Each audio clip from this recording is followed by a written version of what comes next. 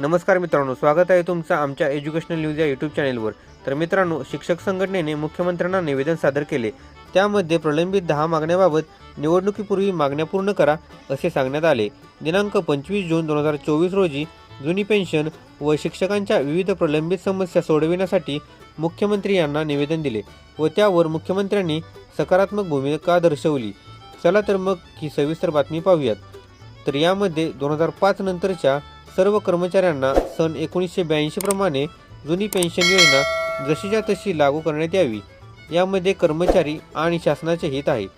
तसेच DCPS, NPS आणि GPF यापेक्षा कर्मचाऱ्यांच्या भविष्यासाठी आणि शासनाच्या आर्थिक बजेटसाठी 1982 ची जुनी पेन्शन योजना देणे गरजेचे आहे। याबद्दल अनेक चर्चा आणि अभ्यास झालेला आहे, तरी ती समस्या लवकरात लवकर सोडवून सर्वांना सरसकट जुनी पेन्शन योजना लागू करावी अशी मागणी आता मुख्यमंत्री एकनाथ शिंदे यांनी दिलेल्या निवेदनात करण्यात आलेली आहे। यासोबतच शिक्षकांच्या विविध समस्याबाबतही विविध समस्यांचे निराकरण करण्याबाबत सुद्धा निवेदन देण्यात आलेले आहे। मुख्यमंत्र्यांना दिलेल्या निवेदनातील प्रमुख मागण्या पुढीलपैकी। यामधील पहिली मागणी म्हणजे 2005 नंतरच्या सरसकट 1982 ची जुनी पेन्शन योजना लागू करावी। दुसरी मागणी म्हणजे सर्व विनाअनुदानित व अंशतः अनुदानित शाळांना प्रचलित नियमाप्रमाणे पत्र काढून पुढील टप्पा लागू करावा। हा अत्यंत महत्त्वाचा निर्णय लवकरात लवकर घ्यावा अशी विनंती करण्यात आलेली आहे। तिसरी मागणी संच मान्यता दुरुस्ती करून 15 मार्चच्या पत्राबाबतही विचार करावा असे निवेदनात म्हटले आहे। चौथी मागणी शाळांना वीज दर हे कमर्शियल करू नये। पाचवी मागणी आश्रमशाळेची वेळ ही पूर्ववत करावी।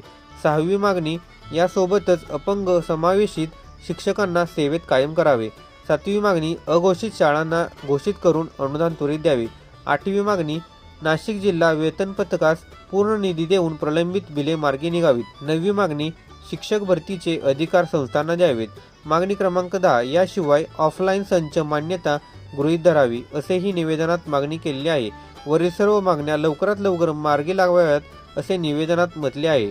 त्यामुळे आता मुख्यमंत्री विधानसभा निवडणुकीपूर्वी निर्णय घेणार का याकडे सर्वांचे लक्ष लागलेले आहे। तर मित्रांनो, हीच माहिती आपल्याला या व्हिडिओच्या माध्यमातून द्यायची होती। त्याचप्रमाणे हा व्हिडिओ आपल्याला आवडला असल्यास लाईक करून शेअर नक्की करा। तसेच नवनवीन अपडेटसाठी आमच्या चॅनेलला सबस्क्राईब नक्की करा। चला तर मग पुन्हा भेटूयात नवीन व्हिडिओमध्ये। धन्यवाद। जय हिंद, जय महाराष्ट्र।